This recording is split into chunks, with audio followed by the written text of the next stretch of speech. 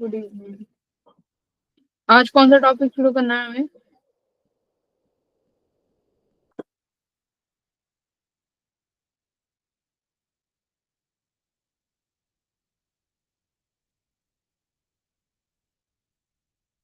KTG है ना? आज हम लोग केटीजी शुरू करेंगे, बिल्कुल सही। केटीजी देखो बहुत छोटा सा टॉपिक है, फॉर्मूला बेस्ड है ना? पर फॉर्मूला बेस्ड इतना है कि फॉर्मूले बहुत सारे हैं। तुम पीवाई क्यूज रिवाइज करते हो? जो मतलब जो भी असाइनमेंट होता है वो करते हो solve?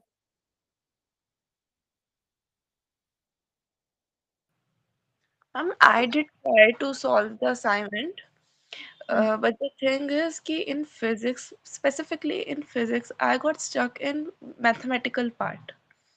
So okay. can you please let me know what should I do to improve it out? From which chapter you have solved the assignment? May I know? Like it was from laws of motion. Okay, from the laws of motion. So laws of motion is a quite easy chapter. There is no integration part, right? There is no differentiation and integration in NLM. There is only addition and subtraction. If you know the formulas of the physics and if you know the concept, you can easily solve the questions, right? So what kind of issue you are facing in NLM? Well, the thing that I had faced, like in your assignment, like there was one or two questions. Mm-hmm. Remember it properly, but there I got stuck. Like I was putting the formula, but I was Mm-hmm. putting all the same values, but still I was not getting the proper answer. I don't know why. Sorry, at a moment I don't know the question No specifically. issue. Will you had you checked the answers from the solutions? Uh, matlab, no, no, and not at that moment. Okay, so if you guys stuck at any questions, please check the solutions, right? कि where are you solving the question wrong, है ना? At what point you are wrong, so you can check the solutions. ठीक है? तो सबको बच्चों जो भी स्टूडेंट हैं उन सबको क्या करना है, अगर क्वेश्चन सॉल्व करते हो ना तो एक बार अपने उनको सॉल्यूशन को जरूर चेक करो कि कहाँ पे गलती हो रही है। तो उसके लिए तुम्हारे पास जो शीट है उसमें सॉल्यूशंस भी डले होते हैं, तो वहां से सॉल्यूशन तुम लोग चेक कर सकते हो सारे जने। ठीक है? तो और अर्पिता के अलावा जो भी है, अर्पिता बहुत पहले कराए थे ये एनएलएम तो, राइट? अब उसके बाद तो हम लोग बहुत आगे चले गए हैं Yes, टॉपिक yes, में। ma'am. I do know. I do hmm. attend the recorded sessions okay. because I am not really able to take all the live classes, and I okay, do solve the examples as well, all the very good. those assignments as well. Yep. Also, I'm so try to solve the NTA official sample paper that has been right, presented by at the very side good. of NTA, so that I can boost up my little bit confidence level for this. Okay, so you have filled the form of JEE, Arpita? Are you No, giving the attempt? not the January attempt because I was so hopeless at the time of registration. So abhi to like I'm still very fine and feeling like I can still achieve it. But at that such moment during the days of registration, I was like, nah, it's not my thing, and I'm only suitable for CUET or something like else. Okay, so you are preparing for only CUET. It's good. Yes, देखो, yes. If you are clear enough then it's fine. Okay, तो CUET से भी काफी अच्छे colleges मिल जाएंगे, है ना? Delhi university हो गई, जामिया हो गया, काफी कॉलेजेस हैं, right? Yes, ma'am. But yeah, like BTech, I don't think so. DTU will offer BTech through CUET. I guess No, JEE no, is no. the Oh, only one. BTech you can get BTech is only through the JEE exam. Okay, Yeah, exactly. CUET is only for the bachelors only, for 3 year course like masters हो गया, BSc, BBA, इनके लिए तुम्हें मिल CUET के through जाना पड़ेगा। For BTech you have to give the JEE exam. BTech जिनको करना है भाई उनको तो देना ही पड़ेगा। तो जो बीटेक नहीं करना चाहते, जिन्हें बीएससी करनी है, वो सीयूईटी का आप ऑप्शन ले सकते हैं।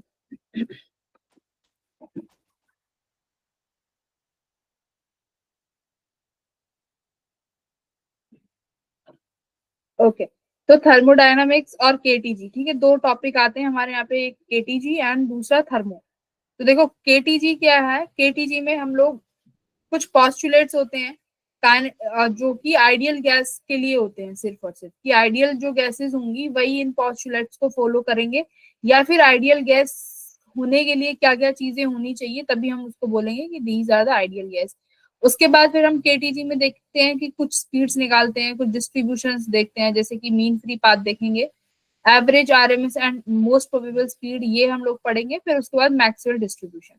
वहीं उसके बाद हमारा फिर थर्मोडायनामिक्स शुरू हो जाता है। थर्मोडायनामिक्स में क्या क्या पढ़ेंगे, इंटरनल एनर्जी।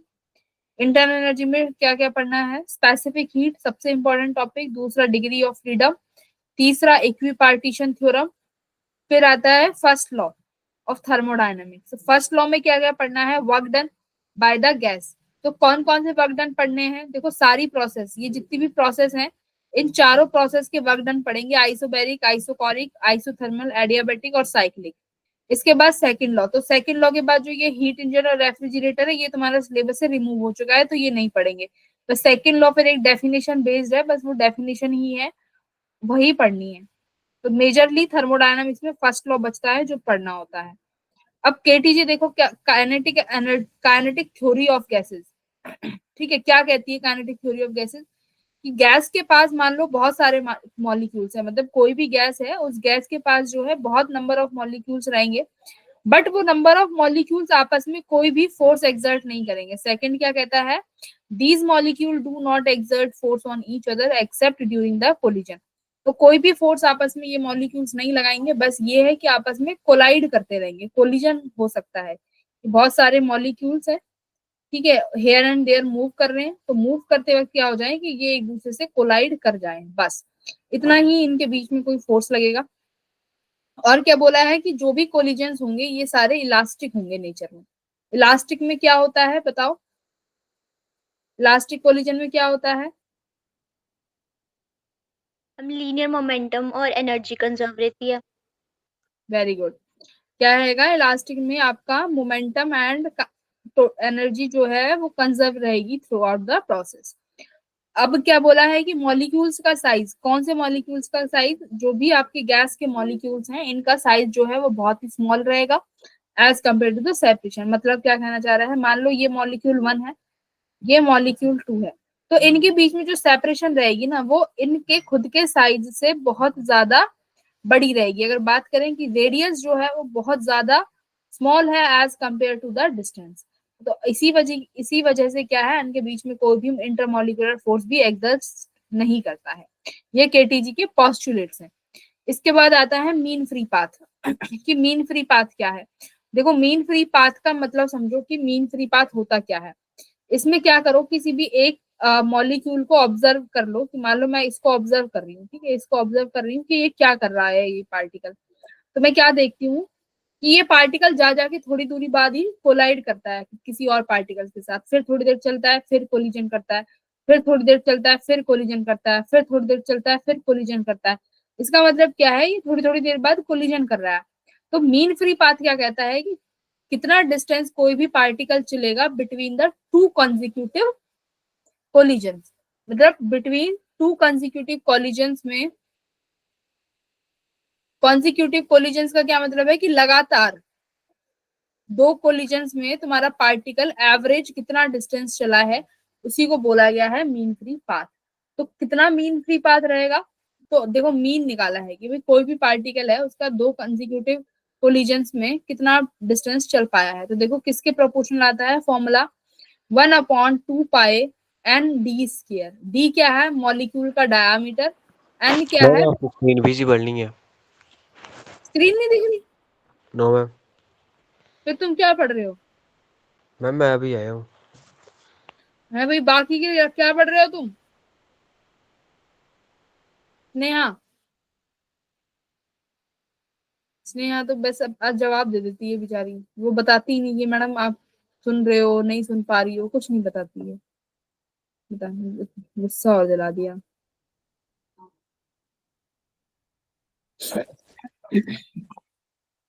स्क्रीन नहीं दिख रही, पढ़ पता नहीं किससे रहे हैं।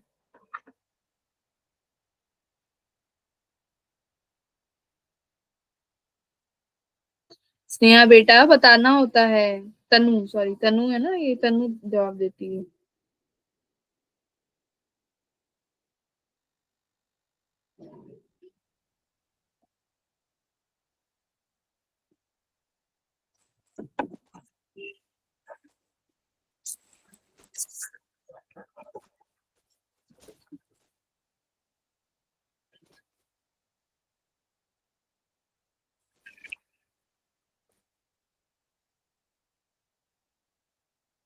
ये रहा, ये फॉर्मूला है देखो मीन फ्री पाथ का। मीन फ्री पाथ का क्या फॉर्मूला है कि दो कंसेक्यूटिव कोलिजन हुए हैं, इनमें कितना डिस्टेंस जो है पार्टिकल चलेगा, तो कितना चलेगा 1/√2 पाई एन डी स्क्वायर। एन क्या है, number of molecule per unit volume, कि पर यूनिट वॉल्यूम में कितना मॉलिक्यूल्स है ना। कि मान लो तुम्हारे पास कोई भी गैस है इस बॉक्स में, कंटेनर में, पर यूनिट वॉल्यूम निकालना है, तो पर यूनिट वॉल्यूम कैसे निकालोगे, number of molecules upon volume. ये क्या है, यही एन डैश का यहाँ पर मीनिंग है। डी क्या है, डायामीटर। क्या, तो ये याद रखना है किस किस चीज पे तुम्हारा लैम्डा डिपेंड करेगा। उसके बाद एक क्वांटिटी और है जिसपे तुम्हारा मीन फ्री पाथ डिपेंड करता है, किस चीज पे, देखो टेम्परेचर और प्रेशर पे। ये फॉर्मूला तो हमने देख लिया, number of molecules per unit volume. और किसके बराबर है लैम्डा, देखो डायरेक्टली प्रोपोर्शनल है टेम्परेचर के और इनवर्सली प्रोपोर्शनल है प्रेशर के। ठीक है, डायरेक्टली प्रोपोर्शनल टू टेम्परेचर और ये क्या है, प्रेशर। यानी इस चीज पे भी तुम्हारा जो लैम्डा है वो डिपेंड करता है, टेम्परेचर और प्रेशर पे। तो ये फॉर्मूले बहुत इंपॉर्टेंट है, ये दो फॉर्मूला कराए हैं अभी तक, एक और ये दूसरा। ये दो फॉर्मूले मोस्ट इंपॉर्टेंट याद रखने हैं। कैसे सवाल आएगा, इस तरीके से देखो, 2023 का सवाल है। स्नेह वो करो इसको।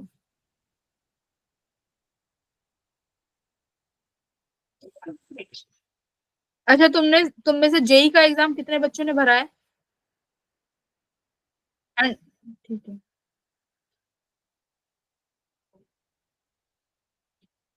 जिन्होंने भरा है उनको उनको क्या लग रहा है, कैसी प्रिपरेशन है, कर लेंगे ना? ये डर लग रहा है?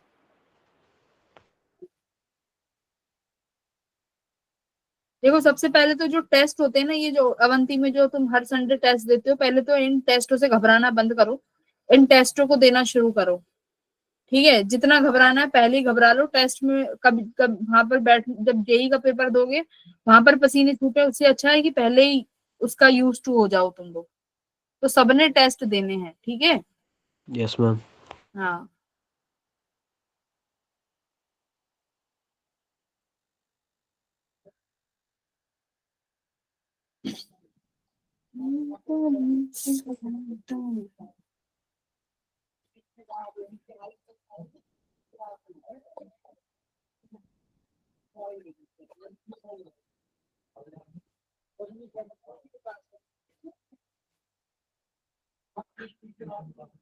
करो इसको सॉल्व।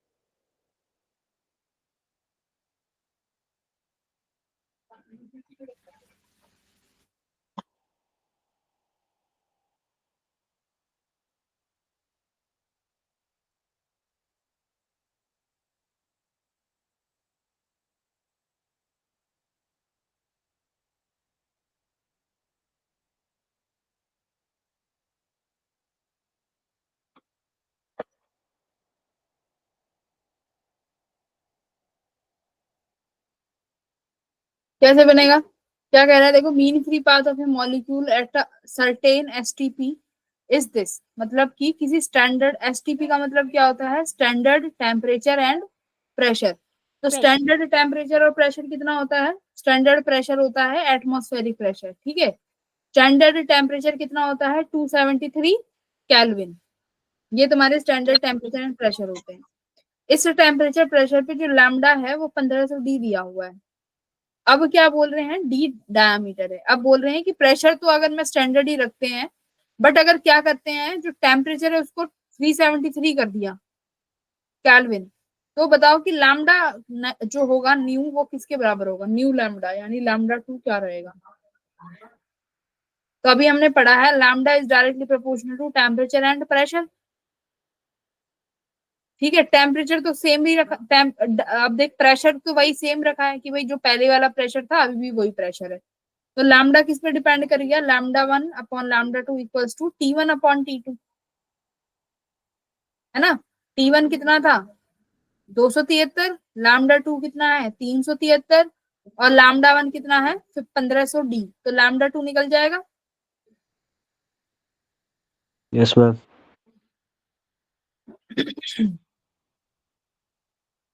तो लैम्डा टू कितना आ गया, lambda one T2 upon T1 equals to lambda two. Lambda one 1500 D given है, T2 373, T1 273, बस ये आंसर है तुम्हारा लैम्डा टू।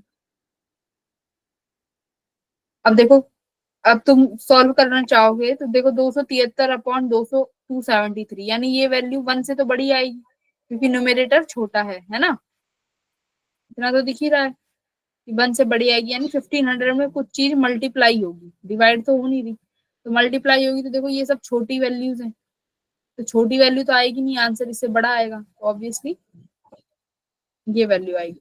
और सॉल्व भी नहीं करना चाहते तो देखो लैम्डा डायरेक्टली प्रोपोर्शनल है टी के, अगर टी बढ़ा है तो लैम्डा बढ़ेगा। पहले 273 टेम्परेचर था, 273 से 373 हो गया, मतलब भाई टेम्परेचर बढ़ेगा तो लैम्डा भी बढ़ेगा। तो सिंपल सी बात है, तो पहले 1500 था उससे तो ज्यादा वाली वैल्यू आएगी। तो बिना सॉल्व करे डी ऑप्शन को टिक लगा दोगे, ठीक है, बिना सॉल्व करे ही, यस मैम। टाइम बचाने के लिए। अब ideal gas equation, ideal gas equation क्या होती है, पीवी इक्वल्स टू एनआरटी। तो याद रहे जो ये इक्वेशन हम यूज करते हैं पीवी इक्वल्स टू एनआरटी, ये सिर्फ और सिर्फ आइडियल गैसेस के लिए हम लोग लगा सकते हैं, ठीक है, पीवी इक्वल्स टू एनआरटी। अब ये एक तो पहली इक्वेशन हो गई, अब इसको डेंसिटी के फॉर्म में भी लिखते हैं।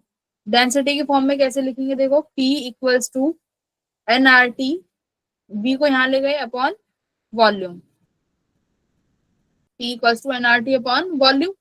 ओके, एन क्या होता है, नंबर ऑफ, एन क्या होता है, number of molecules. Number of moles. Number of moles, number of molecules नहीं। Equation PV equals to NRT में जो एन है वो है नंबर ऑफ मोल्स। इस इक्वेशन में एन का मतलब है नंबर ऑफ मोल्स, कितने मोल गैस की बात कर रहे हैं, ठीक है। P equals to NRT upon volume, ये हो गया। अब एन को क्या लिख सकते हैं, मोल्स, नंबर ऑफ मोल कैसे निकालते हो भाई, मास अपॉन मॉलिक्यूलर मास, भाई जो भी गिवन वेट है अपॉन मॉलिक्यूलर मास, तो देखो m upon m naught V R T, ये हो गया। अब यहां से मास अपॉन वॉल्यूम, ये क्या हो जाएगा, डेंसिटी। तो P equals to density R T upon M naught, M naught क्या है, molecular weight, M naught is the molecular wait.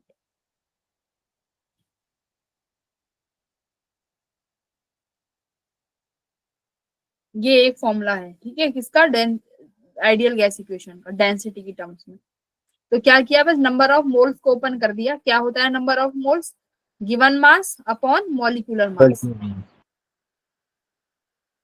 Given mass upon molecule. बस ये होता है आपका नंबर ऑफ मोल्स। अब बात करते हैं वेलोसिटीज ऑफ मॉलिक्यूल की, जो मॉलिक्यूल है ये इनके पास क्या क्या वेलोसिटीज रहती है। तो देखो अगर मान ले तुम्हारे पास एक कंटेनर है, उस कंटेनर में तुम्हारे पास हजारों मॉलिक्यूल्स होंगे, तो उन हजारों मॉलिक्यूल्स की जो वेलोसिटी है वो अलग अलग होगी, कुछ ना कुछ वैल्यूज वो कैरी करके चलेंगी, ठीक है। तो क्या वैल्यू होगी, हम लोग उसमें उस केस में ले लेते हैं एवरेज, क्या ले लेंगे, एवरेज स्पीड। तो एवरेज स्पीड कैसे लिखते हैं कि भाई मेरे पास जितने भी मॉलिक्यूल्स हैं उन सबकी speed v1 v2 v3 up to vn, ठीक है, और जितने मॉलिक्यूल्स हैं नंबर में उनको n से डिवाइड कर दो, तो n क्या है, नंबर ऑफ मॉलिक्यूल्स। देखो कंफ्यूज मत होना कि मैम कहीं तो नंबर लग रहे हैं कहीं पे नंबर ऑफ मोल्स लगा रहे हैं, तो बस जो पीवी इक्वल्स टू एनआरटी है ना, यहाँ पे n का मतलब नंबर ऑफ मोल है, जब एवरेज की बात करते हैं तो एवरेज में एन क्या लेके चलते हैं, नंबर ऑफ नंबर, तो यहाँ पे एन क्या हो जाएगा, नंबर ऑफ मॉलिक्यूल्स।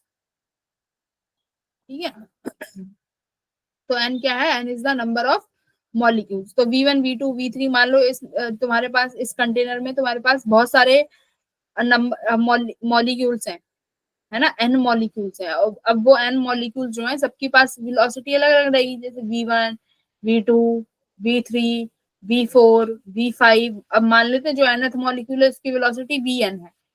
देखो मैंने V1 V2 V3 ऐड कर दिया, डिवाइड कर दिया n से, यही क्या होता है, average. This is the average speed. फिर आती है root mean square speed.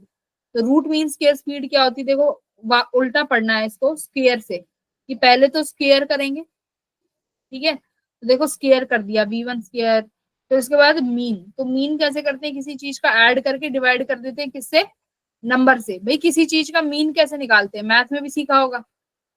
Yes ma'am. तो डिवाइड किससे कर देते हैं, उसको नंबर से डिवाइड कर देते हैं, टोटल नंबर से, तो वो मीन वैल्यू आ जाती है। फिर उसके बाद उस चीज का रूट कर दो, तो देखो ये रूट लगा दिया, तो ये आरएमएस स्पीड हो गई। कौन सी स्पीड हो गई, ये आरएमएस। तो हमारे पास ये एवरेज स्पीड और ये आरएमएस स्पीड। ऐसे तो जनरल में लिख दिया, ठीक है, ये तो जनरली लिख दिया। हाँ, अब देखो प्रेशर की बात करते हैं। प्रेशर,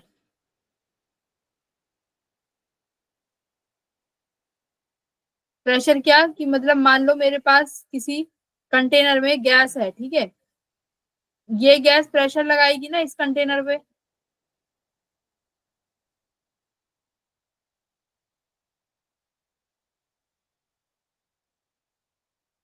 तो ये गैस क्या करेगी, इस कंटेनर पे प्रेशर लगाएगी, है ना। देखो ये मॉलिक्यूल्स हैं भाई, प्रेशर लगाएंगे कि नहीं लगाएंगे, यस बिल्कुल मैम। प्रेशर होगा। तो प्रेशर क्या, किस जो गैस जो प्रेशर लगाती है वो प्रेशर किसके बराबर होता है, वो pressure 1/3 rho V square RMS। ठीक है, तो प्रेशर किसके बराबर होता है, pressure equals to 1/3 rho V square RMS। ये फॉर्मूला याद रखना है कि जो प्रेशर एक्सर्ट करती है मॉलिक्यूल्स ऑन द कंटेनर के वॉल्स पे, कितना, 1/3 रो V स्क्वायर RMS। अच्छा, अब देखो मैंने प्रेशर डेंसिटी की टर्म्स में लिखवाया था अभी। एक तो PV इक्वल्स टू nRT लिखा था, और एक P किसके बराबर लिखा था, रो RT अपॉन M, है ना। तो आप यहाँ पे प्रेशर की यही वैल्यू लिखते हैं, रो RT देखो upon M0 equals to 1/3 density V square RMS। तो देखो रो से रो कैंसिल कर दिया, VRMS की नई वैल्यू आ गई। देखो VRMS की वैल्यू आ गई, अंडर रूट 3 को इधर ले गए, RT अपॉन M0। ये किसकी वैल्यू है, VRMS की। तो ये कौन सी स्पीड है बच्चों, VRMS। ये याद रखनी है कि VRMS जो स्पीड होती है उसकी वैल्यू कितनी होती है, अंडर रूट 3RT/M0। प्रेशर का फॉर्मूला कितना होता है, 1/3 रो V स्क्वायर RMS। तो ये तुम्हारा फॉर्मूला नंबर जो भी है तीसरा, ये फॉर्मूला नंबर 4, ये दो फॉर्मूले हो गए, प्रेशर और VRMS, ये याद रखने हैं। अच्छा, ये तो प्रेशर हो गया, VRMS स्पीड हो गई। अब जैसे VRMS स्पीड हुई है 3RT/M0, ऐसे ही एक स्पीड और होती है V एवरेज। अभी एवरेज को V1 प्लस V2 से लिखा है, V1 plus V2 plus V3 up two divided by n, ऐसे भी लिख सकते हो। पर RT की फॉर्म में देखो एवरेज स्पीड को क्या लिखते हैं, अंडर रूट 8 RT अपॉन पाई M0। ये फॉर्मूला है एवरेज स्पीड का, जो याद रखना है। तो एवरेज स्पीड होगी और VRMS, तो ये दोनों स्पीड ना याद रखनी है। तो V एवरेज किसके बराबर आया है, देखो under root 8 RT upon M0 into rho. ठीक है, रो यानी sorry pi, I am sorry, pi क्या है, पाई कांस्टेंट वैल्यू है, M0 क्या है, M0 बोलो क्या है, मॉलिक्यूल। हाँ, M0 is molecular mass, T is the temperature, जिस T पे बात करेंगे, जिस टेम्परेचर पे बात करेंगे, और R वही तुम्हारा गैस कांस्टेंट। बाकी ये दोनों वैल्यूज याद रखनी है। इसके बाद बच्चों एक स्पीड आती है मैक्सवेल डिस्ट्रीब्यूशन कर्व से, most probable speed. Most probable speed और आती है एक, वो क्या होती है, मोस्ट प्रोबेबल स्पीड। स्पीड तीन ही पढ़नी है तुम्हें, एक एवरेज, एक वीआरएमएस, एक मोस्ट प्रोबेबल। तीन स्पीड के फॉर्मूले याद रखने हैं। तो मोस्ट प्रोबेबल स्पीड का मतलब क्या है, कोई बताएगा? हम्म? कोई बताएगा क्या है? हम्म? मोस्ट प्रोबेबल स्पीड सुनी तो होगी किसी ने। तो देखो मोस्ट प्रोबेबल स्पीड क्या होती है भाई? क्या होती है? जो वो स्पीड जो most of the number particles के पास पाई जाए। मतलब कि कैसे समझो, मान लो वही अपना एक कंटेनर लेते हैं गैस का, ठीक है?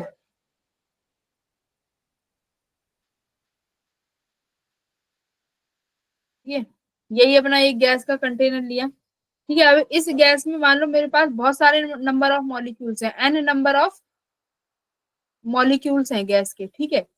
एन मॉलिक्यूल्स हैं गैस के। अब in an number of molecules के पास जो वेलोसिटी रहेगी ना, वो अलग अलग वेलोसिटी रहेगी। हो सकता है किसी पार्टिकल के पास 0 वेलोसिटी हो सकता है किसी के पास 10⁶ की वेलोसिटी हो सकता है किसी के पास 10 मीटर पर सेकेंड हो, किसी के पास 11 हो, किसी के पास 12 हो। तो पूरे पूरे पॉसिबिलिटीज हैं भाई, हर नंबर की जो वेलोसिटी है वो कोई ना कोई पार्टिकल तो कैरी कर रहा होगा। पर अगर ग्राफ ड्रॉ करने जाते हैं, देखो अब ग्राफ ड्रॉ करते हैं किस किस के बीच में, स्पीड, और यहाँ पर क्या है, सॉरी, एक्स एक्सिस में क्या, वाई एक्सिस में क्या है बच्चों, फ्रैक्शन ऑफ मॉलिक्यूल। ठीक है, ग्राफ ड्रॉ कर रहे हैं जो मैक्सवेल कर्व है। तो मैक्सवेल कर्व देखो किस किस के बीच में है, स्पीड और फ्रैक्शन ऑफ मॉलिक्यूल्स। इसका मतलब क्या है, कोई बताएगा क्या है फ्रैक्शन ऑफ मॉलिक्यूल्स? मान लो मैंने ग्राफ ड्रॉ किया कि कितने ऐसे मॉलिक्यूल्स हैं जिनकी स्पीड 2 मीटर पर सेकेंड है। तो मुझे ऐसे दो मॉलिक्यूल मिले, तो मैंने यहाँ पर दो बनाया कि ऐसे 2 मीटर पर सेकेंड वाले जो मॉलिक्यूल्स हैं वो दो हैं। मैंने यहाँ पे ग्राफ ड्रॉ कर दिया। फिर मैंने देखा कि जो 5 मीटर पर सेकेंड वाले कितने मॉलिक्यूल है, फिर मुझे पाया कि 5 मीटर पर सेकेंड वाले जो मॉलिक्यूल्स हैं वो 10 हैं। फिर मैंने ग्राफ ड्रॉ कर दिया कि भाई 5 के जो मॉलिक्यूल्स हैं, 5 जो स्पीड है, जैसे ये दो स्पीड, यहाँ पर 5, इसके जो कॉरेस्पॉन्डिंग जो स्पीड थी वो कितनी थी, 10। तो 10 थी, तो फिर मैंने ग्राफ प्लॉट कर दिया, है ना? ऐसे ही फिर मैंने देखा कि भाई जो स्पीड है मान लो 6 है, 6 मीटर पर सेकेंड, वो कितने पार्टिकल के पास है, वो भी पाई गई कि वही वो भी किसी ना किसी 11 पार्टिकल के पास है। तो गर्व मैं ऐसे ड्रॉ करती चली गई। ठीक है, तो ऐसे ऐसे तो मैं देखा कि हर स्पीड का कोई ना कोई पार्टिकल मिल रहा था। भाई फ्रैक्शन का मतलब क्या है कि कितने पार्टिकल हैं जिनकी स्पीड इतनी है। तो ड्रॉ करते करते चले गए। फिर यहाँ पर देखो, यहाँ पर तुम्हें पीक दिख रहा है, पीक दिख रहा है कि नहीं? Yes, ma'am. किसी एक पर्टिकुलर वेलोसिटी पे ये पीक आ गया। इसका मतलब क्या है कि भाई इस वेलोसिटी पर बहुत सारे ऐसे पार्टिकल हैं जो इस वाली वेलोसिटी को कैरी कर रहे हैं। फ्रैक्शन ऑफ मॉलिक्यूल, यहाँ पर देखो फ्रैक्शन ऑफ मॉलिक्यूल बहुत ज्यादा है, सबसे ज्यादा है। वाई एक्सिस पे क्या है, फ्रैक्शन ऑफ मॉलिक्यूल्स। तो मतलब इस वेलोसिटी के कॉरेस्पॉन्डिंग जब मैंने फ्रैक्शन ऑफ मॉलिक्यूल्स देखे तो मतलब बहुत ज्यादा मॉलिक्यूल्स थे। अब ये जो वेलोसिटी है इसी को क्या बोला गया, मोस्ट प्रोबेबल वेलोसिटी। मतलब कि जो वेलोसिटी सबसे ज्यादा पार्टिकल्स के पास पाई गई, वो वेलोसिटी कौन सी हो गई, most Most probable probably. Velocity. ठीक है, मतलब कि अगर मान लो सब बच्चे मैथ्स में जो है 50 नंबर, मतलब मान लो क्लास में 10 बच्चे हैं, 10 में से जो तुम्हारे पास 7 बच्चे हैं वो कितने नंबर लेके आए हैं, वो नंबर लेके आए हैं तुम्हारे 100 में से 80। 10 में से 7 बच्चे मैथ में 80 नंबर लेके आए हैं। बाकी जो 3 बच्चे हैं, किसी के 10, किसी के 20, किसी के 30। तो मोस्ट प्रोबेबल कौन सा हो गया भाई नंबर, 70। 80. हाँ सॉरी 80। तो 80 जो है ऐसे ही जो मोस्ट प्रोबेबल वेलोसिटी होगी वो वेलोसिटी है जो कि सबसे ज्यादा मॉलिक्यूल्स के पास पाई गई। ठीक है, तो मोस्ट प्रोबेबल वेलोसिटी और स्पीड तो कहाँ से आई है, ये मैक्सवेल डिस्ट्रीब्यूशन कर्व से। तो मैक्सवेल डिस्ट्रीब्यूशन कर्व किस किस के बीच में ग्राफ ड्रॉ करवाता है, स्पीड और फ्रैक्शन ऑफ मॉलिक्यूल्स। ठीक है, तो मोस्ट प्रोबेबल स्पीड की वैल्यू कितनी आती है, ये देखो √2 RT/m0, 2 RT/m0। तो ये देखो most probable speed 2 RT by m not, VRMS 3 RT by m not, V average 8 RT by pi m not. ये 3 फॉर्मूले हैं जो याद होने चाहिए। ओके अब मैं कहती हूँ अरेंज करो इनमें से कौन सी स्पीड सबसे बड़ी है, कौन सी स्पीड सबसे कम है, कौन सी स्पीड सबसे ज्यादा है। तो इनको अरेंज करो, बताओ। तो सबसे बड़ी कौन सी स्पीड है भाई? VRMS। तो VRMS सबसे बड़ी है, फिर V एवरेज सबसे बड़ी है, और सबसे छोटी कौन सी है? Most probable. तो मोस्ट प्रोबेबल स्पीड जो है is smallest, VRMS is largest. तो ये ऑर्डर भी याद होना चाहिए। अब ये वाला क्वेश्चन है, ये वाला क्वेश्चन जरा सॉल्व करो। देखो क्या कहता है कि किसी आइडियल गैस का टेम्परेचर जो है 200 से 800 कर दिया। भाई 200 के टेम्परेचर पे जो इसकी आरएमएस स्पीड थी वो 200 वी नॉट थी, मतलब कि 200 केल्विन पे VRMS कितनी थी? V naught. अब बोल रहे हैं कि भाई हमने अगर टेम्परेचर को 800 केल्विन कर दिया है तो आप बताइए कि VRMS कितनी हो जाएगी। तो VRMS का पहले फॉर्मूला लिखो, क्या है? √3 RT by m नॉट। अब एक बार बताओ, तुमने सिर्फ और सिर्फ क्या चेंज करा है? टेम्परेचर। अब भाई उस गैस का मॉलिक्यूलर मास और आर तो क्या रहने वाले हैं? सेम। टेम्परेचर से चेंज तो नहीं हो जाएगा, ना मास चेंज हो जाएगा ना आर। तो यानी VRMS किस पे डिपेंड कर गई? डायरेक्टली टेम्परेचर पे। ठीक है, अब टेम्परेचर को कितने टाइम बढ़ा दिया भाई? 4 टाइम्स। ये 200 से 800 कर दिया, यानी 4 टाइम्स बढ़ा दिया। तो टेम्परेचर को अगर 4 टाइम्स बढ़ा दिया, ये बाहर 2 टाइम्स ऑफ टी, और √T पे कितनी वेलोसिटी थी? V not. तो 2 टाइम्स ऑफ V नॉट। तो कितनी वेलोसिटी बढ़ गई भाई? B वाली 2 times of V naught. Clear?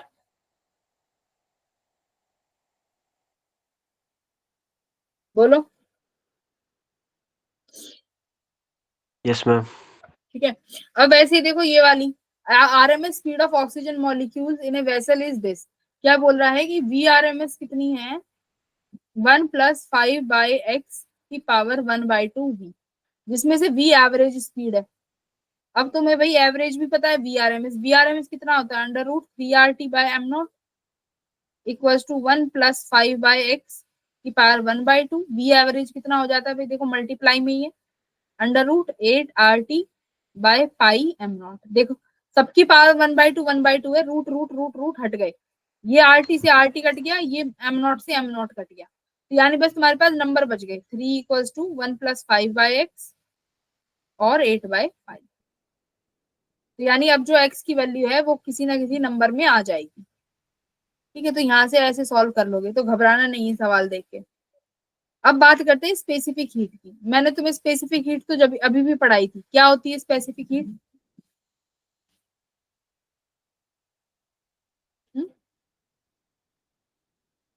Specific heat क्या होती है? Heat required to raise the temperature of 1 mole of substance by unit degree Celsius. कि मतलब मुझे किसी एक मोल का गैस है, 1 मोल की गैस या सब्सटेंस है, उसका टेम्परेचर मुझे 1 डिग्री से बढ़ाना है, तो मुझे कितनी हीट चाहिए? तो यहाँ पर देखो मोल्स में बात कर रहे हैं। जो पहले स्पेसिफिक हीट यूज करी थी, जिसे एस से डिनोट किया था, वो किसमें थी भाई? ग्राम्स में। वो क्या बढ़ाती थी कि मुझे 1 ग्राम पानी का टेम्परेचर बढ़ाना है, 1 ग्राम आइस का टेम्परेचर बढ़ाना है, 1 ग्राम स्टीम का टेम्परेचर बढ़ाना है, तो कितना हीट चाहिए? तो वो था ग्राम में, तो स्मॉल एस यूज करते थे। अब देखो मोल में यूज कर रहे हैं कि 1 मोल का टेम्परेचर बढ़ाना है, तो किसमें यूज कर रहे हैं? सी, कैपिटल सी। तो DQ देखो वहां पर स्पेसिफिक हीट को कैसे लिखा था भाई? DQ equals to MS delta T, ऐसे लिखा था ना? MS डेल्टा T फॉर्मूला याद करो, MS डेल्टा T। यहाँ पे DQ कैसे लिखोगे? DQ एज इट इज, मास की जगह क्या यूज करेंगे? मोल्स। तो N, number of mole, N use किया। स्पेसिफिक हीट को C बना देंगे कैपिटल। ठीक है, टेम्परेचर का टेम्परेचर डेल्टी एज इट इज, यही रहेगा। तो क्या चेंज हुआ? बस मास की जगह मोल्स आ गए और स्मॉल एस की जगह कैपिटल C आ गया। अब देखो यहाँ पर एक चीज लिखी है, जो C है ये प्रोसेस डिपेंडेंट है। यानी जो मोलर स्पेसिफिक हीट है ये डिपेंड कर रही है किस पे, प्रोसेस पे। भाई एक बात बताओ, मुझे किसी गैस का टेम्परेचर, जो कि 1 मोल गैस है, उस 1 मोल गैस का टेम्परेचर जो है 1 डिग्री से बढ़ाना है, ठीक है, 1 डिग्री सेल्सियस से बढ़ाना है। तो अब ये इस चीज पे भी तो डिपेंड करेगा कि मैं किस प्रोसेस में बात कर रही हूँ। देखो अगर एडियाबेटिक की बात करेंगे तो एडियाबेटिक में डी क्यू क्या हो जाता है,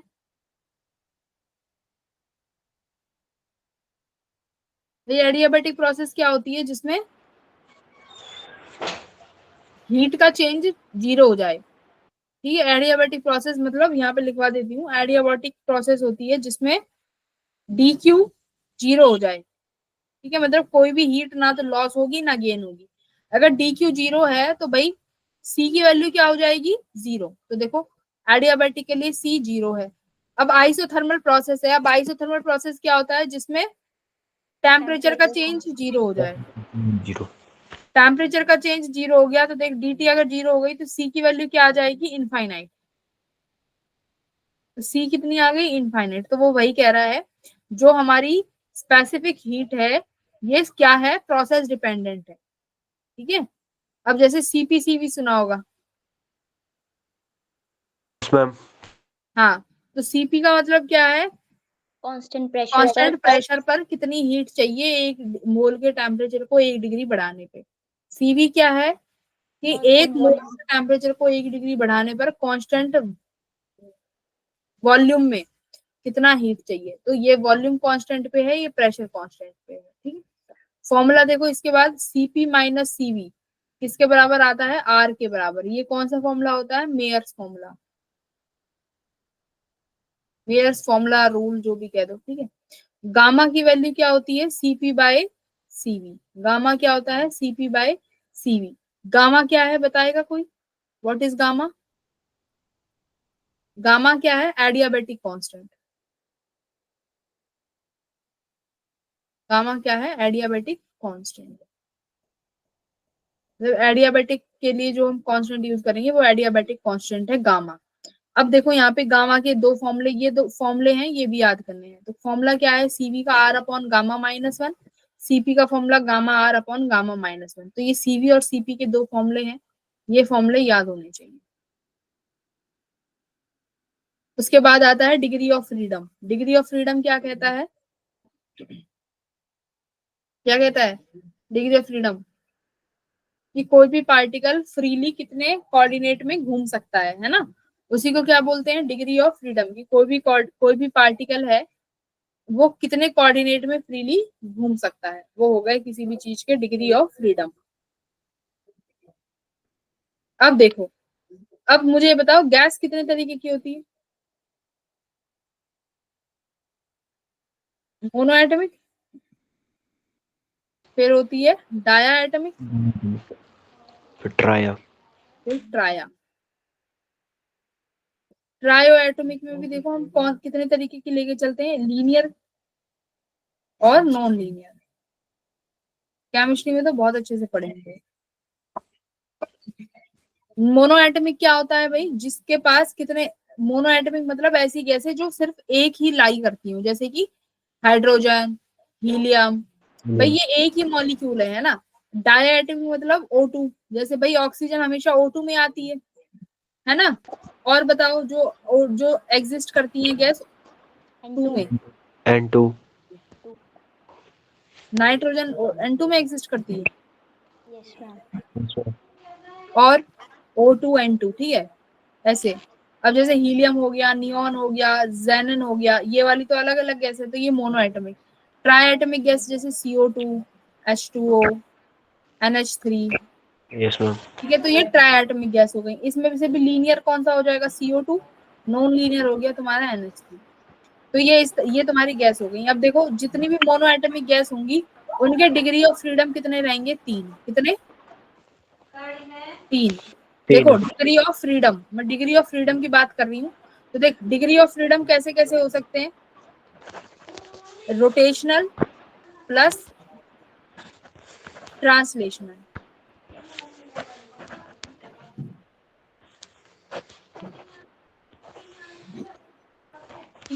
अब देख मोनो एटमिक है तो मोनो एटमिक के पास डिग्री ऑफ फ्रीडम रहेंगे 3, और वो भी कौन से वाले, ट्रांसलेशनल, यानी एक्स एक्सिस में घूम सकता है, वाई एक्सिस में और जेड एक्सिस में।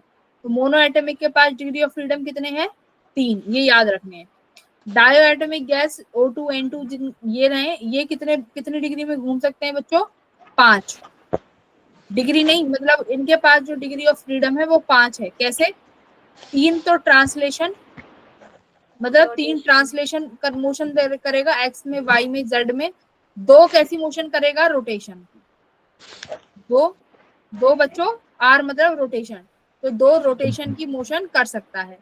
ट्रायो एटमिक भी कितनी कर सकता है बच्चों, लीनियर वाला, अब देखो यहाँ पे बट जाएगा, जो लीनियर है वो कितनी कर सकता है, 3 ट्रांसलेशन प्लस 2 रोटेशन, ठीक है। तो यानी Yes, ट्राई एटमिक के पास डिग्री ऑफ फ्रीडम 5 है, बट नॉन लीनियर के पास देखो 3 तो रोटेशन कर सकता है और 3 ही ट्रांसलेशन। तो जैसे ट्रांसलेशन भी ऐसे होता है ना, ट्रांसलेशन के maximum X Y Z coordinate होते हैं, ऐसी रोटेशन भी मैक्सिमम 3 ही हो सकती है, तीनों रोटेशन में, ठीक है। तो वो नॉन लीनियर के पास होंगी 3 रोटेशन, बाकी लीनियर में 2 रोटेशन, डायटोमिक में भी 2 रोटेशन, मोनो एटमिक में नो रोटेशन। मोनो एटमिक सिर्फ और सिर्फ ट्रांसलेशन मोशन करेगा, ठीक है। तो मोनो, ये तुम्हारे पास डिग्री ऑफ फ्रीडम है, ये रे डिग्री ऑफ फ्रीडम। तो देख मोनो एटमिक के पास 3, ये रहा। एफ का मतलब क्या है, डिग्री ऑफ फ्रीडम, एफ से डिनोट करते हैं डिग्री ऑफ फ्रीडम को। तो मोनो के पास 3, डाया और लीनियर ट्राइएटमिक के पास 5, नॉन लीनियर के पास 6 डिग्री ऑफ फ्रीडम। अब देखो जो सीपीसीबी पढ़ा है ना, ये जो हमने अभी ये सीपीसीबी पढ़ लिया, इन सीपीसीबी के जो फॉर्मूले हैं ये freedom of degree of freedom पे भी डिपेंडेंट है। कैसे, हम आराम से निकाल सकते हैं, कैसे निकालेंगे, ये दे फॉर्मूले। मुझे क्या चाहिए, स्पेसिफिक हीट चाहिए कांस्टेंट वॉल्यूम पे, सीवी। तो फॉर्मूला क्या रहेगा, FR/2। किसी भी गैस का निकाल सकते हो। मैं तुमसे कहूँ हीलियम का निकाल दो भाई, सीवी कितनी चाहिए, तो तुम्हें पता है हीलियम के लिए डिग्री ऑफ फ्रीडम कितना रहेगा भाई, 3। तो यानी सीवी की वैल्यू कितनी आ गई, 3R/2 आ गई ना। ये फॉर्मूले याद रखने हैं, बहुत इंपॉर्टेंट है। सीवी का फॉर्मूला कितना है, 3R/2। ऐसे ही अगर मैं तुमसे कहूँ कि भाई ऑक्सीजन का निकालो सीवी का, तो ऑक्सीजन के लिए डिग्री ऑफ फ्रीडम कितना हो जाएगा, 5। तो 5. सीवी कितनी हो जाएगी, 5R/2। तो सीवी का आ गया, ऐसे ही सीपी का क्या हो जाएगा, F+2।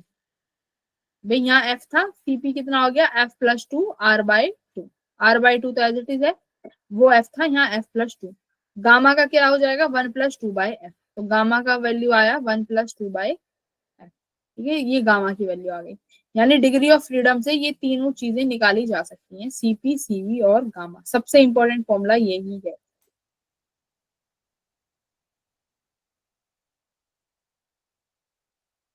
ये अब देखो mixture of gases. Mixture of gases का क्या मतलब है, अभी तो मैंने तुमसे बोला है कि अगर मेरे पास एक हाइड्रोजन की गैस है, उसका सीवी बता दो, तो फटाफट निकाल दोगे, मैडम डिग्री ऑफ फ्रीडम 3 है तो 3R/2। अच्छा, अब मैं कहती हूँ कि मेरे पास 2 मोल ऑक्सीजन है और 2 मोल हाइड्रोजन है, अब उनका सीवी निकालो। तो कैसे करोगे, देखो फिर इनका एडिशन करेंगे कि मान ले एक गैस है जिसके नंबर ऑफ मोल्स N1 है, जिसकी स्पेसिफिक हीट C1 है, और कांस्टेंट वॉल्यूम पे और प्रेशर पे C1V1। ऐसे है, ऐसी दूसरी गैस है जो कि N2 मोल है, CV2 और CP2, ये इसकी वैल्यूज है। तो मैंने बोला सीवी इक्विवेलेंट निकालो भाई। अब इस मिक्सचर का, ये जो मिक्सचर है, इस मिक्सचर का सीवी इक्विवेलेंट मिला दो, बता दो कितना है। तो देखो कैसे निकालोगे, N1CV1 plus N2CV2 upon N1 plus N2। N1 के जो निकालना है उसका मल्टीप्लाई कर दो इंडिविजुअली भाई। कैसे, क्या कहना चाह रही हूँ, मान ले मैंने 2 मोल्स ऑफ ऑक्सीजन ऐड कर दिए 2 मोल्स ऑफ, अच्छा 3 मान ले, 3 मोल्स ऑफ हाइड्रोजन के साथ, ठीक है। अब मैं तुमसे कह रही हूँ कि इसका, इस पूरे सिस्टम का सीवी इक्विवेलेंट बता दो। अब अलग अलग तो तुम बता सकते हो ना, ऑक्सीजन का सीवी निकालना आता है और हाइड्रोजन का भी निकालना आता है ना, NF उससे FR/2 से CVCP निकालना आता है ना, फ्रीडम और डिग्री ऑफ फ्रीडम से। Yes, ma'am. हाँ, तो डिग्री ऑफ फ्रीडम से तो निकाल लोगे, बट अब इस सिस्टम का कैसे निकालोगे, तो देखो N1 यानी 2 मोल ऑफ ऑक्सीजन, N1 लिखा, मल्टीप्लाई ऑक्सीजन का कितना सीवी है, तो मल्टीप्लाई सीवी, ठीक है। प्लस 3 मोल्स, यानी N2 लिखा, 3 मल्टीप्लाई करा हाइड्रोजन का कितना Cv है, अपॉन में टोटल मोल से डिवाइड कर दिया, ऐसे ही Cp के साथ। ठीक है, तो N1 मल्टीप्लाई Cp1, क्योंकि इंडिविजुअली हमें पता है, तो इंडिविजुअली का Cp1 plus N2 Cp2 upon N1 plus N2, तो ये आ गए। अब देखो गामा, गामा के लिए तुम क्या अब गामा के लिए मत कर देना N1 gamma 1 plus N2 gamma 2 upon N1 plus N2, ये गलत हो जाएगा फिर। ठीक है, गामा ऐसे नहीं निकालते, ये गलत है। गामा के लिए क्या करना पड़ेगा, वही फॉर्मूला गामा का क्या होता है, Cp अपॉन Cv। तो यानी इंडिविजुअली Cv निकालो, Cp निकालो और दोनों को डिवाइड कर दो, तो गामा आ जाएगा। ठीक है, ये फॉर्मूला हो गया गामा का। उसके बाद आती है इंटरनल एनर्जी। इंटरनल एनर्जी क्या होती है भाई, क्या होती है इंटरनल एनर्जी? टेम्परेचर की वजह से होने वाली गैस के पास जो भी एनर्जी है वो इंटरनल एनर्जी है। ठीक है, अगर टेम्परेचर बढ़ाते हो तो गैस की क्या बढ़ जाती है, इंटरनल एनर्जी बढ़ जाती है। तो टेम्परेचर की वजह से बढ़ने वाली एनर्जी को इंटरनल एनर्जी कहते हैं। फॉर्मूला क्या होता है, del U equals to N CV delta T. तो ये इंटरनल एनर्जी का फॉर्मूला है, रट लो क्या, del U equals to N CV delta T. यानी इंटरनल एनर्जी हमेशा और हमेशा किस के लिए डिफाइंड होती है, सीवी के लिए। किसके लिए, हमेशा सीवी, कभी भी सीपी गलती से भूल के भी मत लगा देना, सिर्फ और सिर्फ किसके लिए लगेगा, सीवी के लिए। तो डेल्टा यू का फॉर्मूला क्या है, N CV delta T. N का मतलब क्या है, number of moles. Delta T का मतलब क्या है, चेंज इन टेम्परेचर, कि कितना टेम्परेचर में चेंज किया है। तो इंटरनल एनर्जी का चेंज हम निकाल सकते हैं, हमेशा इंटरनल एनर्जी का चेंज ही निकाल सकते हो, एब्सोल्यूट नहीं निकाल सकते कि भाई मैंने 10 डिग्री टेम्परेचर बढ़ा दिया तो इंटरनल एनर्जी कितनी बढ़ गई, बस इतना बता सकते हैं। ठीक है, क्योंकि हमने डेल टी कितना लिखोगे, 10 डिग्री, क्योंकि टेम्परेचर का चेंज लिखना है। ठीक है, तो ऐसे डेल यू निकाल सकते हो, formula N C V delta T. ठीक है, ये फॉर्मूला है। उसके बाद लॉ आता है, law of equipartition of energy. ये फॉर्मूला, ये पता है law of equipartition of energy?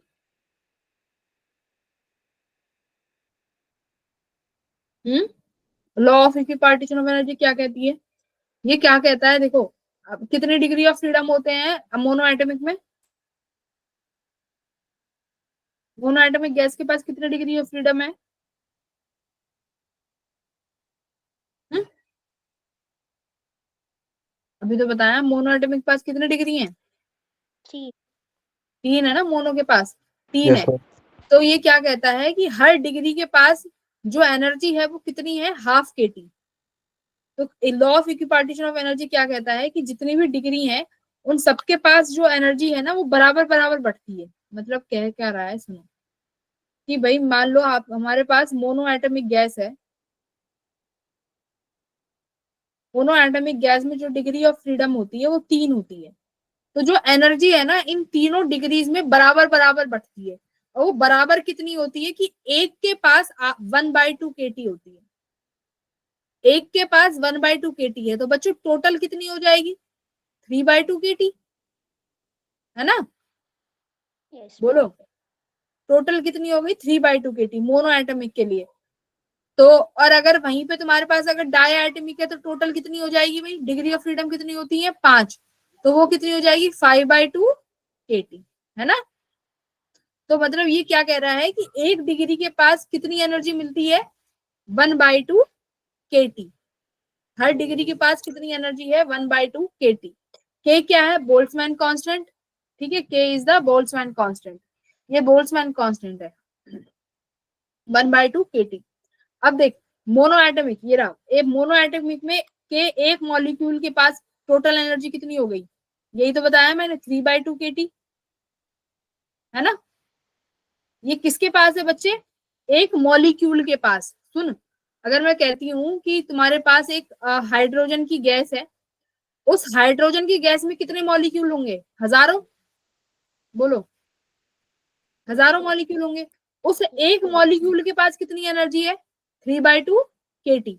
अब उस मॉलिक्यूल के भी एक डिग्री ऑफ फ्रीडम में कितनी एनर्जी है, 1/2 केटी। ठीक है, अब मैं कहती हूँ कि मुझे बता, एक मोल ऑफ हाइड्रोजन के पास कितनी एनर्जी है, तो 1 मोल का कैसे निकाला गया, एक मोल के पास कितनी है, तो मुझे बता एक मोल में कितने मॉलिक्यूल्स होते हैं? 1 मोल में 6.0 एवोगैड्रो नंबर, 6.02 हाँ, तो 1 मोल में एवोगैड्रो नंबर ऑफ मॉलिक्यूल्स होते हैं। एक मॉलिक्यूल में 3/2 kT है, तो मोल के लिए देखो किससे मल्टीप्लाई कर दिया, Na मतलब एवोगैड्रो नंबर, ठीक है। तो K इंटू Na क्या बन जाता है, R। तो जब भी मोल की बात हो तो एनर्जी किस में आती है, R में, तो 3/2 RT। और जब मॉलिक्यूल की बात हो तो K में, KT, ठीक है। तो एक मोल में एनर्जी 3/2 RT। और अगर इस 3/2 को क्या लिख दो, F लिख दो, degree of freedom, F/2 RT। तो जिस भी मॉलिक्यूल के डाया के ट्राया के लिए बात हो रही है तो F की वैल्यू रखते चले जाना, क्या आ जाएगी, मोल की एनर्जी आ जाएगी, ठीक है। यही होता है law of equipartition of energy. तो ये रहा यू गैस। गैस की इंटरनल एनर्जी कितनी होती है, गैस की इंटरनल एनर्जी होती है NF/2 RT, ठीक है। जितने भी मोल्स की बात कर रहे हैं, नंबर ऑफ मोल्स लिख दो, RT से मल्टीप्लाई कर दो, ये पूरी गैस की है। अगर सिर्फ एक मॉलिक्यूल की निकालनी है तो फॉर्मूला क्या है, F/2 kT। तो ये कुछ कॉमन चीजें हैं, यहीं पे तुम्हारा टॉपिक खत्म होता है, ठीक है। Yes ma'am. कल थर्मो पढ़ेंगे। तो पीवाई इसके वो सॉरी असाइनमेंट अपलोड है, असाइनमेंट सॉल्व कर लेना।